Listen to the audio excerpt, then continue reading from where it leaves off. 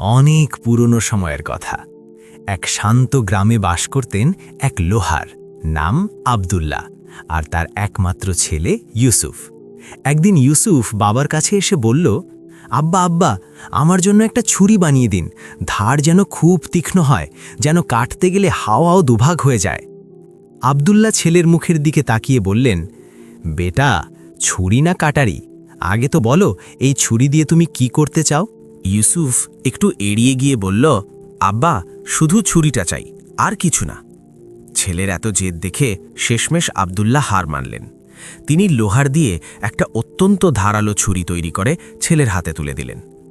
ছুরিটা হাতে আসতেই ইউসুফ যেন পুরোপুরি বদলে গেল। সে যেন একটা বুনো সিংহে পরিণত হল। বাবাকে ভয় দেখিয়ে বলতে লাগল, আব্বা, এখনই রাজা হাসানের প্রাসাদে চলে যান, আমার জন্য রাজকন্যা ফাতিমার বিয়ে চাইতে হবে। যদি না চান তাহলে এই ছুরি দিয়ে আপনার গলা উড়িয়ে দেব। আব্দুল্লাহ কথা শুনে থরথর করে কাঁপতে লাগলেন। ছেলের চোখে খুনের লাল আভা।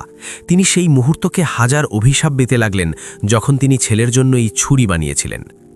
তিনি ভাবতে লাগলেন, এখন কি করব? এদিকে বিষের কুঁয়ো, ওদিকে মৃত্যুর খাদ। রাজার কাছে গেলে রাজা আমাকে মেরে ফেলবেন, আর না গেলে ছেলে আমাকেই শেষ করে দেবে। অনেক ভেবেচিন্তে শেষমেশ সিদ্ধান্ত নিলেন, এভাবে অপমানের মৃত্যুর চেয়ে রাজার দরবারে গিয়ে মরাই ভালো। যদি মরতেই হয় তাহলে অন্তত লোকে বলবে আব্দুল্লাহ লোহার রাজা হাসানের কাছে মেয়ে চাইতে গিয়েছিলেন। ছেলের হাতে অজান্তে মরার চেয়ে রাজার দরবারে ইজ্জতের সঙ্গে মরাই উত্তম। অবশেষে একদিন প্রচণ্ড সাহস সঞ্চয় করে আব্দুল্লাহ রাজা হাসানের দরবারে উপস্থিত হলেন। সেখানে গিয়ে ছেলে ইউসুফের জন্য রাজকন্যা ফাতেমার বিয়ে প্রার্থনা করলেন। এ কথা শুনে রাজা হাসানের সারা শরীরে আগুন জ্বলে উঠল। তিনি ভাবলেন, এ কি অসম্ভব সাহস, এক লোহার আমার মেয়ের বিয়ে চায়।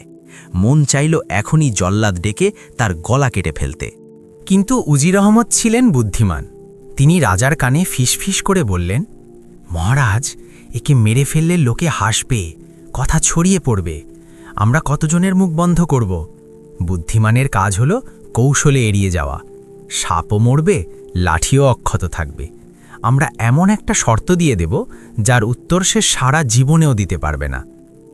তারপর উজির আহমদ আব্দুল্লার দিকে তাকিয়ে বললেন, হে আব্দুল্লাহ, আমরা রাজকন্যা ফাতিমার বিয়ে তোমার ছেলে ইউসুফের সঙ্গে দিতে রাজি, কিন্তু একটা শর্ত আছে।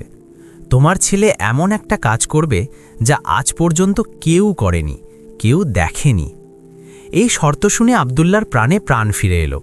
তিনি আল্লাহর কাছে অশেষ শুকরিয়া আদায় করলেন। বাড়ি ফিরে ছেলেকে সব খুলে বললেন।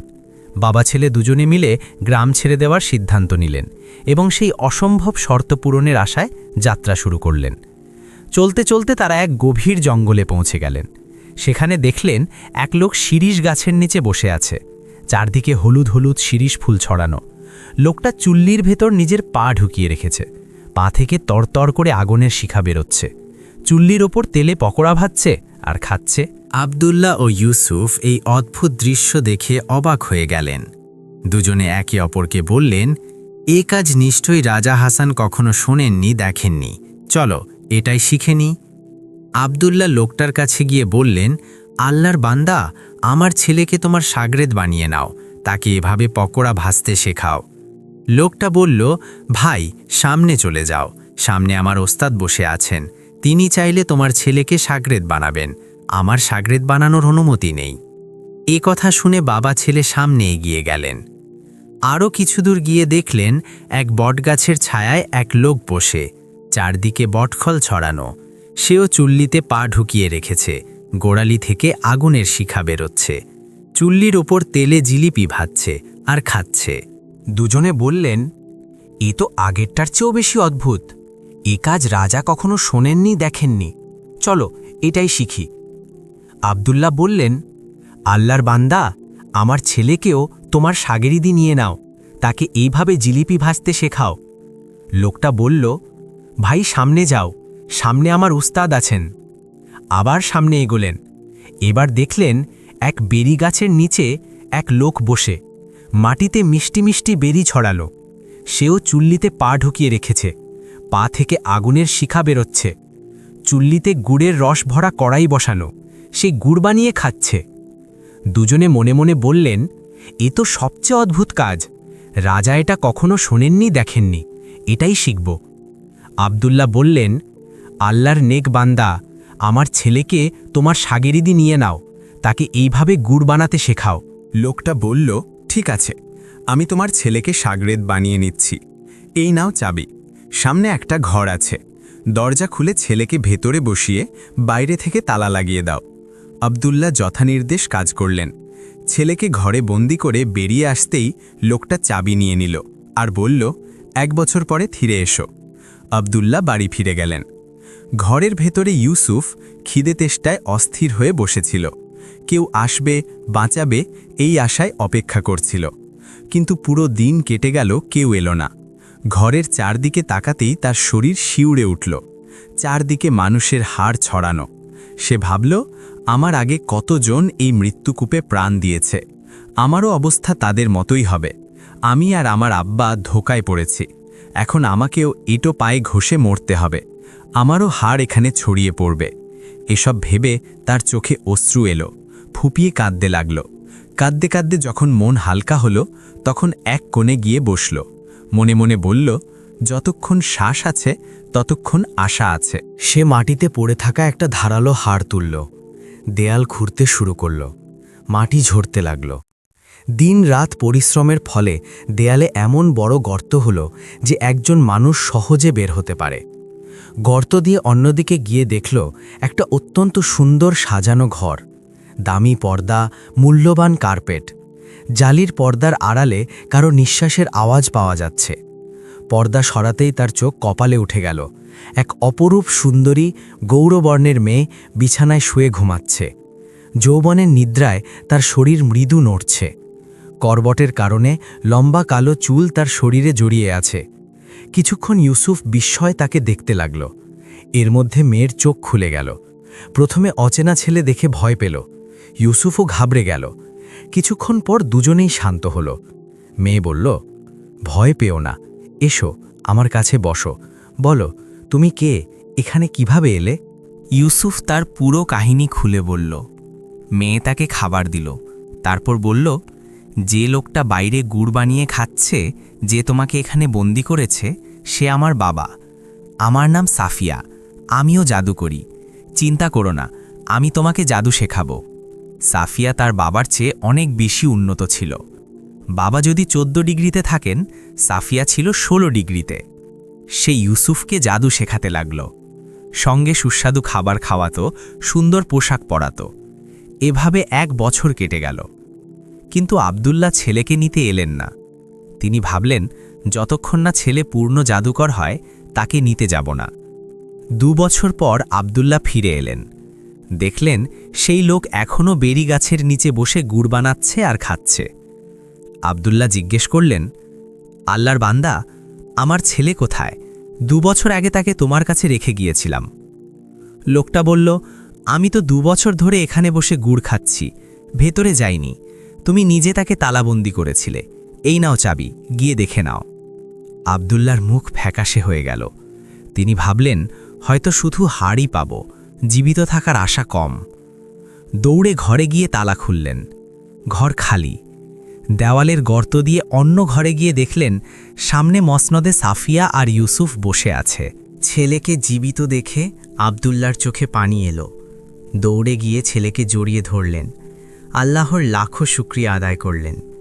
ইউসুফ বাবার কাছে সাফিয়ার পরিচয় দিল। সব শুনে আব্দুল্লাহ কেঁপে উঠলেন।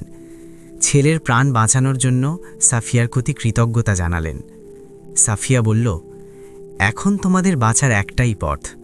আব্দুল্লাহ, তুমি কাঁদতে কাঁদতে বাইরে আমার বাবার কাছে যাও। বলো, আমার ছেলে খিদে তেষ্টায় মারা গেছে। তুমি তাকে বাইরে আনোনি। এখন শুধু এতটুকু অনুমতি দাও যেন তার হাড় কাপড়ে বেঁধে নিয়ে যেতে পারি, দাফন করতে পারি। আব্দুল্লাহ কাঁদতে কাঁদতে বাইরে গেলেন। যেমন সাফিয়া বলেছিল ঠিক তেমনই করলেন। গুড় খাওয়া লোকটা বলল, হ্যাঁ, হাড় নিয়ে যাও, আমার কি দরকার এসবের। একটা বড় চাদরও দিয়ে দিল। আব্দুল্লাহ ঘরে ফিরেই ইউসুফকে চাদরে লুকিয়ে ফেললেন। কাঁধে তুলে বাইরে যেতে যেতে সাফিয়া বলল, একটা কথা মনে রাখবে, আমি যে জাদু শিখিয়েছি সেটা দিয়ে পথেই কোথাও কামাই শুরু করো না। যদি করো তাহলে আমার বাবার কাছে খবর চলে যাবে, তিনি তোমাদের ছাড়বেন না। সাফিয়া ঘরেই থেকে গেল। আব্দুল্লাহ তাকে বললেন, বেটি, তুমিও আমাদের সঙ্গে চলো, এই জালিম বাবার কাছ থেকে মুক্তি নাও। সাফিয়া বলল, না, এভাবে গেলে আমরা তিনজনেই ধরা পড়ব, আর এখন আমার জীবন মরণ এখানেই। আব্দুল্লাহ ছেলেকে চাদরে লুকিয়ে কাঁধে তুলে বেরিয়ে এলেন। চাবির গোছা দূরে ছুঁড়ে দিলেন। জাদুকর চাবি তুলে আবার গুড় বানাতে লাগল। অনেক দূরে গিয়ে আব্দুল্লাহ ছেলেকে নামালেন। চাদর খুলে ইউসুফকে বের করলেন। দুজনে আল্লাহর শুকরিয়া আদায় করলেন। তারপর আবার যাত্রা শুরু করলেন। জঙ্গল থেকে বেরিয়ে সবুজ ক্ষেতের মধ্যে এলেন। এক জায়গায় দেখলেন রহত চলছে, বলদ ঘুরছে, পাশে এক জমিদার দাঁড়িয়ে। ইউসুফ বাবাকে বলল, আব্বা, আমি একটা জাদু দেখাচ্ছি, আমি মন্ত্র পড়ব আর বলদ হয়ে যাব। তুমি আমাকে জমিদারের কাছে বেচে দিও, কিন্তু রশি খুলে নেবে, রশি দেবে না। ইউসুফ মন্ত্র পড়ল আর বলদ হয়ে গেল। জমিদার বলদ দেখে খুব খুশি, ৫৫ টাকায় কিনে নিল। আব্দুল্লাহ রশি খুলে নিলেন। অনেক দূরে গেলে ইউসুফ বলদ থেকে ছেলে হয়ে বাবার কাছে ফিরে এলো। জমিদার দৌড়ে এসে বলল, বাবা, আমার বলদ দেখেছেন? আব্দুল্লাহ বললেন, তোমার কাছেই তো দিয়ে এসেছি। জমিদার বুঝতে পারল না, ফিরে গেল। কিন্তু তারা সাফিয়ার কথা মানল না, পথেই কামাই শুরু করল। এর ফল ভুগতে হল। জাদুকর জানতে পারলেন যে ইউসুফ জীবিত, পালিয়েছে। সাফিয়া তাকে পূর্ণ জাদু শিখিয়েছে। জাদুকর বুড়ো ফকিরের বেশ ধরে পথে অপেক্ষা করতে লাগলেন। ইউসুফ আবার লোভে পড়ল, এবার উট বনে গেল। বাবাকে বলল, এবার ৯০০ টাকা চাইবে, ১ পয়সাও কম করবে না, নাকল দেবে না। ইউসুফ উট হয়ে গেল। ফকির, জাদুকর এসে বলল, ভাই, উট বেচবেন? আব্দুল্লাহ বললেন, হ্যাঁ, ৯০০ টাকা। ফকির তাড়াতাড়ি টাকা দিল। আব্দুল্লাহ বললেন, নাকল দেব না। ফকির বলল, আমি পুরো দাম দিয়েছি, উটের সঙ্গে নাকলও কিনেছি। তর্ক বেড়ে গেল, লোকজন জড়ো হল। সবাই আব্দুল্লাহকে দোষী বলল। শেষে নাকলও দিতে হল। ইউসুফ জাদুকরের কবজায়, কিন্তু সে এখন পূর্ণ জাদুকর। মন্ত্র পড়ে কবুতর হয়ে উড়ে গেল।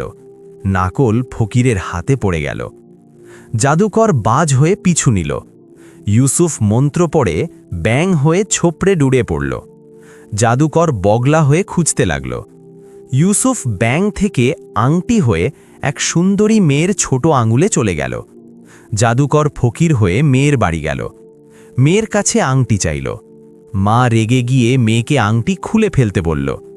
আংটি খুলে ফেলতেই ইউসুফ কবুতর হয়ে উঠল। জাদুকর বাজ হয়ে পিছু নিল।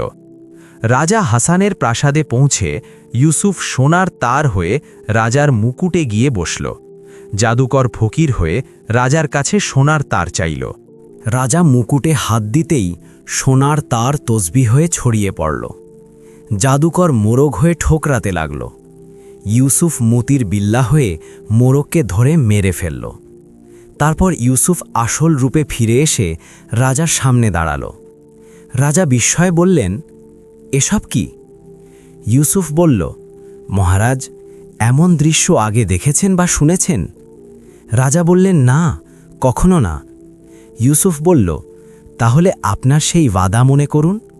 আমি আব্দুল্লাহ লোহারের ছেলে ইউসুফ ভরা দরবারে আপনার শর্ত পূরণ করেছি।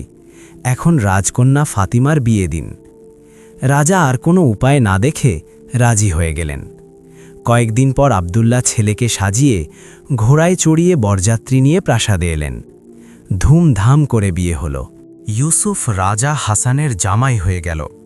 রাজার কোনো পুত্র সন্তান ছিল না, তাই তিনি ইউসুফকেই অলি আহদ বানিয়ে নিলেন। কয়েক বছর পর রাজা হাসান মারা গেলেন। ইউসুফ সিংহাসনে বসলেন এবং অত্যন্ত ন্যায় ও শানের সঙ্গে রাজত্ব করতে লাগলেন। প্রিয় শ্রোতা, আশা করি এই অলৌকিক কাহিনী আপনার মনকে নাড়া দিয়েছে। ভালো লাগলে কমেন্টে জানাবেন। আমাদের সঙ্গে থাকুন। সবাইকে অনেক ধন্যবাদ।